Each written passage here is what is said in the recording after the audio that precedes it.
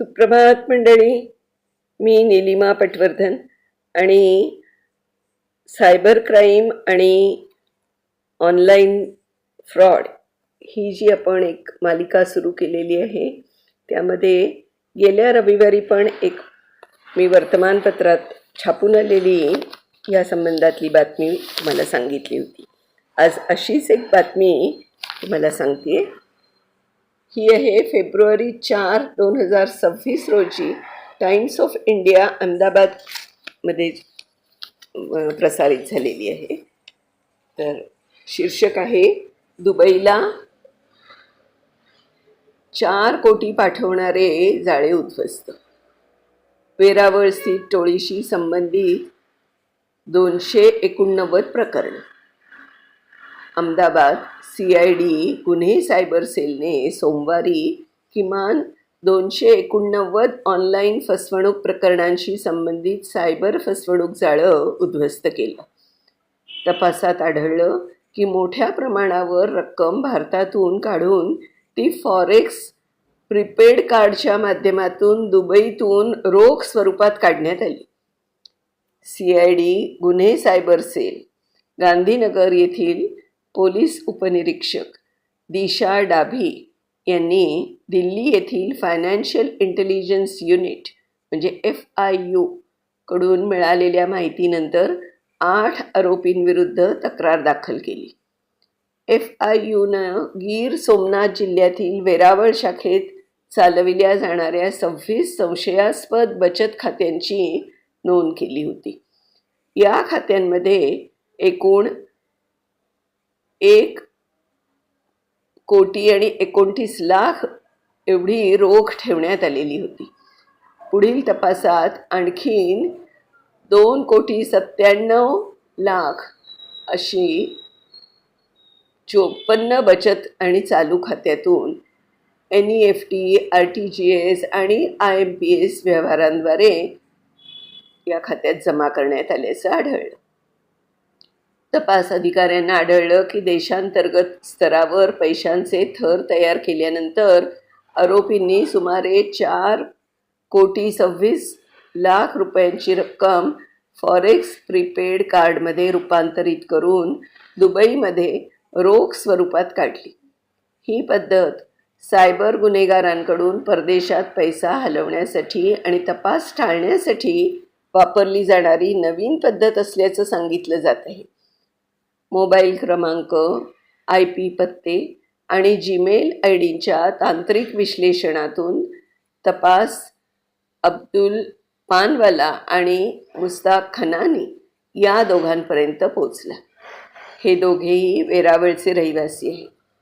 चौकशी दरम्यान पानवाला यांनी कबूल केलं की 26 पैकी 20 खाती वेगवेगळ्या व्यक्तींच्या नावाने उघडण्यात आली होती, तर एक इंडसइंड बँकेचं खातं त्यांचं स्वतःचं होतं. या खात्यांमध्ये आलेली रक्कम फॉरेक्स कार्डमध्ये रूपांतरित करून परदेशात काढली जात होती आणि कमिशन वजा करून वितरित केली जात होती. पोलिसांनी सांगितलं की खानानी याच्यावर 6 गुन्ह्यांची नोंद आहे आणि तोही वेरावळ आणि मुंबईतील सहकाऱ्यांना पैसे पाठवण्याच्या अशाच पद्धतीचा वापर करत होता. तपासात HDFC बँकेची 2 खाती, AS फिशर्स आणि TSB फिश ट्रेडर्स या कंपन्यांशी संबंधित असल्याचे आढळले. या कंपन्यांच्या मालकांनी सायबर फसवणुकीचे पैसे फिरवण्यासाठी इतर आरोपींना खात्याचं नियंत्रण दिल्याचा आरोप आहे. राष्ट्रीय सायबर गुन्हे नोंदणी पोर्टल म्हणजे NCCRP तपासात 26 बचत खात्यांपैकी काही खात्यांशी थेट संबंधित 7 सायबर फसवणूक तक्रारी आढळल्या. मात्र एकूण 54 खात्यांचं जाळं 289 सायबर फसवणूक प्रकरणांशी जोडलं गेलं असल्याचं विविध राज्यातून नोंदवण्यात आलं आहे. FIR मध्ये नमूद आरोपींमध्ये पानवाला, खानानी, शबीर भाडेला, वसीम भाडेला आणि मोहम्मद ताहा भाडेला ठाणे येथील आणि मकसूद सोरठिया आणि साकिब हाला वेरावळ येथील तसेच अफजल वरवाणी घाटकोपर येथील यांचा समावेश आहे.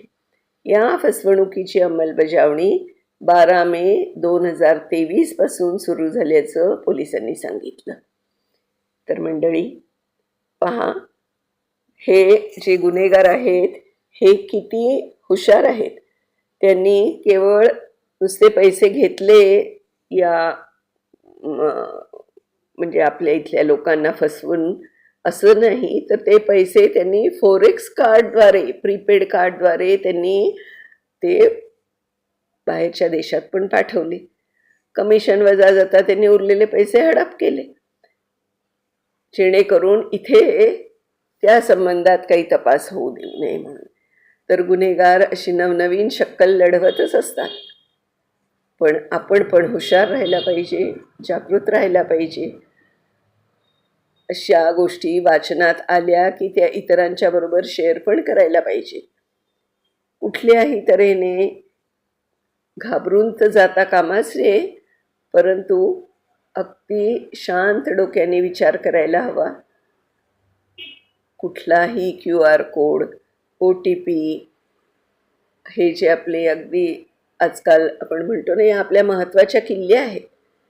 जशी आपली घराची किल्ली आपण अगदी सुरक्षित आपल्या पर्समध्ये आपल्या जवळ छान ठेवतो ना, तशा या गोष्टी पण आपल्याला खूप जपून ठेवल्या पाहिजेत आणि खबरदारी घ्यायला पाहिजे. तर धन्यवाद. अशाच आणखी एखाद्या वर्तमानपत्रातल्या बातमीसह पुन्हा भेटणारच आहोत. तोपर्यंत मी नीलिमा पटवर्धन आपली रजा घेते. धन्यवाद.